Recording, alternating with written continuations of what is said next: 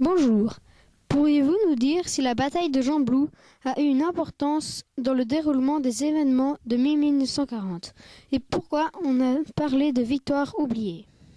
Oui, la bataille de Gembloux a certes une grande importance dans les événements de 1940, car la Belgique se trouvait sur l'axe de pénétration le plus direct entre l'Allemagne et les côtes de l'Atlantique.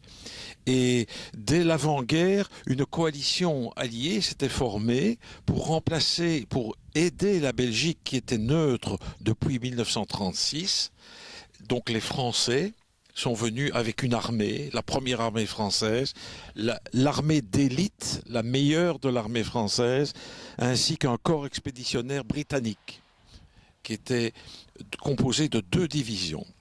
Ça, c'est peut-être une première réponse. Deuxième réponse, l'importance de la bataille de Gembloux. Il faut quand même savoir que la bataille de Gembloux, en résultat, est une victoire tactique. C'est-à-dire que c'est le seul exemple pendant toute l'attaque allemande vers l'ouest, en mai 40, où il y a eu un arrêt durant 72 heures de deux divisions blindées allemandes défensives d'arrêt menées par l'infanterie française. Donc ça, c'est un deuxième aspect. Maintenant, au point de vue conséquence de la bataille de Gembloux sur le déroulement, comme je dis que c'est une victoire tactique, elle n'a pas déterminé un changement profond dans la poursuite de la guerre, mais elle avait quand même démontré que l'on pouvait marquer un coup d'arrêt aux assauts panzer. Pourquoi victoire oubliée? La victoire oubliée, c'est un terme que nous avions inventé avec Franz Labarre lorsque nous avons écrit le premier jet de notre livre, et nous pensions à la victoire oubliée par les états-majors.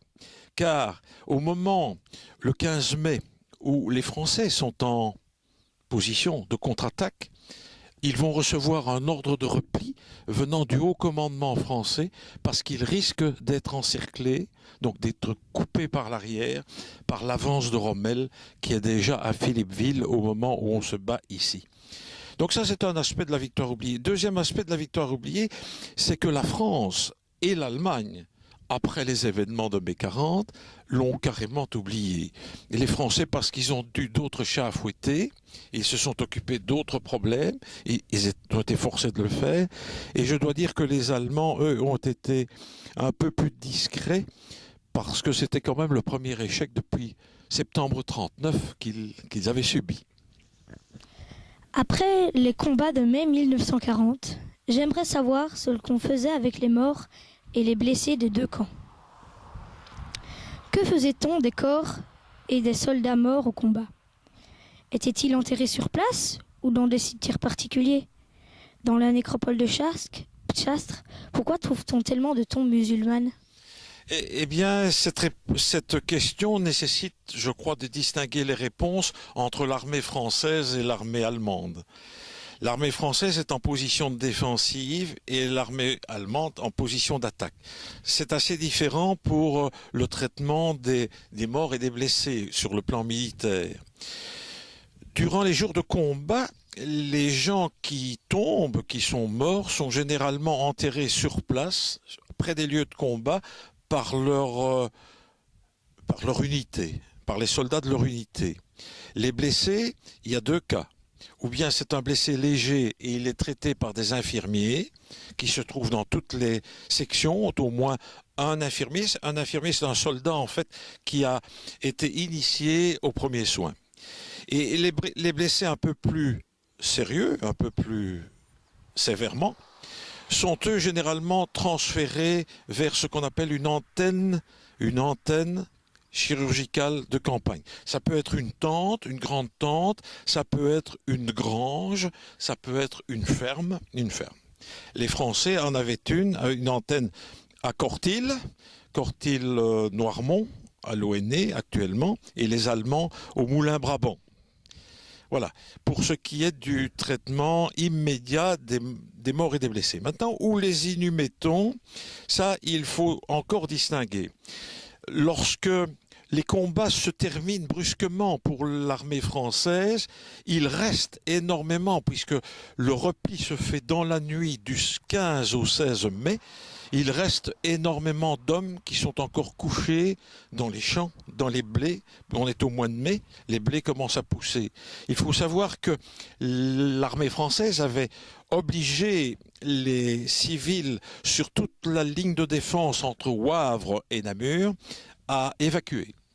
Ce qui veut dire qu'il n'y a plus personne au point de vue civil, une dizaine de personnes par village, grand maximum.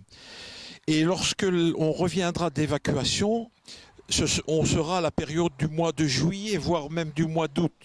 Et c'est au moment où on fera les moissons que les fermiers vont retrouver des corps. Ces corps-là sont enterrés généralement, pour le côté français, vers les cimetières communaux. Ils sont enterrés dans les cimetières communaux, regroupés. Pour les Allemands vont créer un cimetière qui leur est propre, en un lieu qui est près de Grand-Lay, près de la gare de Grand-Lay, au bois de Bouilly. Voilà. Ça, c'est pour la première partie de votre question. Maintenant, vous avez cité la nécropole de Chastres. Cette nécropole est un regroupement des tombes qui étaient dispersées à travers la campagne, dans les villages, les cimetières communaux, pour ce qui est des Français.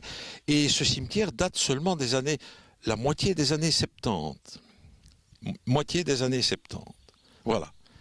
Donc le cimetière où vous vous trouvez, c'est ce qui explique qu'il y a des tombes françaises et des tombes marocaines. Pourquoi y a-t-il des tombes marocaines et algériennes? On oublie souvent de dire algériennes. Ce sont les stèles musulmanes que vous voyez derrière moi. Parce que dans chaque corps d'armée de la première armée, il y en a 3, il y a 2 divisions. Une division métropolitaine exclusivement peuplée de soldats métropolitains et toujours une division de l'armée d'Afrique. Donc dans les 3 corps d'armée, il y avait une division d'infanterie nord-africaine et en particulier ici à l'endroit où nous nous trouvons dans le 4e corps, la fameuse division marocaine. Voilà. Quand vous regardez le cimetière qui est derrière moi, vous devez aussi savoir que les 4 dernières rangées vers le haut de ce cimetière sont en fait des tombes de 1914-18. Il y a donc 158 tombes qui sont des soldats tombés en 14-18. Alors, pourquoi ont-ils été regroupés ici? Eh bien, c'est parce que c'était des soldats, justement, parfois certains sont tombés le long de l'Isère et ont été inhumés ici, parce que eux se retrouvaient encore dispersés dans les cimetières au moment où on a créé Chastres, et c'est pour cela qu'on les a regroupés tous ici, et qu'on a appelé ce cimetière nécropole nationale, donc, qui reprend pour l'ensemble du pays les morts de l'armée française. Bonjour, j'aimerais savoir sur quelle base de cartes routières les troupes allemandes se déplaçaient-ils dans leur région. Avaient-ils pris des cartes belges ou avaient-ils dessiné leurs propres cartes sur base de renseignements? De plus, lorsqu'il fallait faire le plein des réservoirs des chars, comment faisaient-ils? Voilà, je vais répondre à ta question. La première question, c'était encore un sujet sur les cartes. Si les Allemands avaient des cartes belges ou s'ils en avaient, je ne sais plus très bien ta question, mais c'était sur les cartes militaires. Eh bien, je vais te dire tout simplement que les Allemands préparaient leur guerre depuis un bon bout de temps, bien avant 1940, et ils avaient toutes les cartes militaires de la Belgique. Je dis bien les cartes militaires, c'est-à-dire des cartes détaillées comme seuls les militaires peuvent les lire. Nous, civils, nous n'y comprenons rien. Je te montrerai tout à l'heure une carte militaire et tu verras qu'il n'y a rien comme indication, mais pour les militaires, c'est très important. Ceci est pour la première question. J'ajoute que ces cartes militaires, ils les avaient, entre guillemets, volées avant 1940, soit via des espions, soit la 5e colonne qui était, je dirais, des Belges, des civils qui collaboraient avec les Allemands. Ça, c'est pour la première question. La deuxième question, c'était comment alimentaient-ils leurs chars en essence? C'est bien ça? Oui. Eh bien, il faut savoir que l'armée allemande, en mai 40, était très, très, très bien organisée. Alors, environ entre 800 et 900 mètres à l'arrière des combats, il y avait une série de camions-citernes qui attendaient l'appel des chars via la radio qu'ils avaient pour éventuellement faire le plein. Bon, il faut savoir que les chars allemands et les chars français de l'époque avaient une autonomie d'environ 200 voire 250 kilomètres. Et pendant les combats, on ne faisait pas des centaines de kilomètres. On était en combat, le combat s'arrêtait, ils étaient victorieux ou ils étaient vaincus, que ce soit l'un ou l'autre. Et c'est à ce moment-là, pendant les arrêts de combat, qu'on faisait le plein. Jamais pendant les combats. J'espère que ça répond à ta question. Parfait. Bonjour. Durant les combats de mai 1940, pourriez-vous me dire comment les soldats recevaient-ils leurs instructions? Par courrier? Par téléphone? Les ordres étaient-ils donnés à fur et à mesure ou à des moments précis? Bien, Stéphano, je vais répondre à tes questions, qui est quand même assez étendue, et je vais te dire que les instructions pour les deux armées, que ce soit l'armée allemande ou l'armée française, chacun avait une téléphonie de campagne, comme on dit, tels que les téléphones que tu vois à côté de toi. Hein. Ce sont des téléphones de campagne qui sont un peu partout et qui sont bien sûr distribués par fil parce que les GSM n'existaient pas encore à l'époque. Voilà, ça c'est une chose.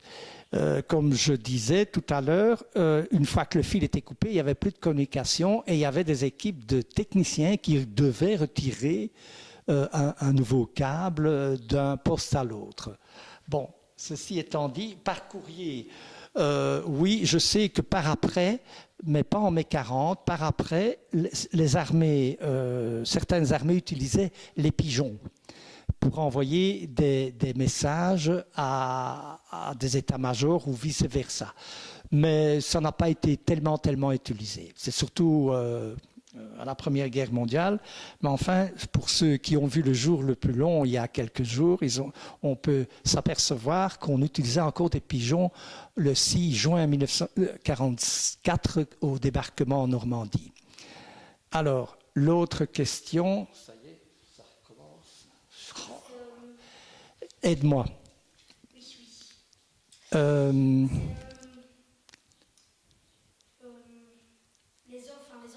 Voilà, les ordres, voilà, oui. Les ordres étaient communiqués avec des moyens téléphoniques, bien sûr. Pardonnez-moi de cette interruption. À part qu'il y a en mai 1940, lors des combats ici, la bataille de Hanu, il y a eu de très très grosses différences entre les deux armées.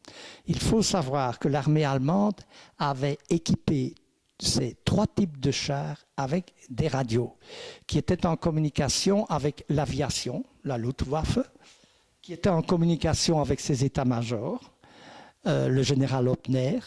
Et voilà, ils pouvaient correspondre très rapidement et faire des changements de situation très rapidement.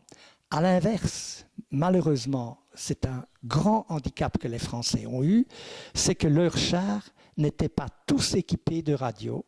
Il n'y avait que les chars des chefs d'escadron qui étaient équipés d'une radio. Donc, ça veut dire qu'un chef d'escadron commandait une vingtaine de chars et que lui ne pouvait pas donner des ordres à ces chars qu'il commandait. Donc c'était un très grand handicap. Ils devaient éventuellement communiquer entre eux avec des fanions, hein, comme dans la marine, mais ce n'était pas très efficace. Et pour l'armée française, c'était un très très grand handicap.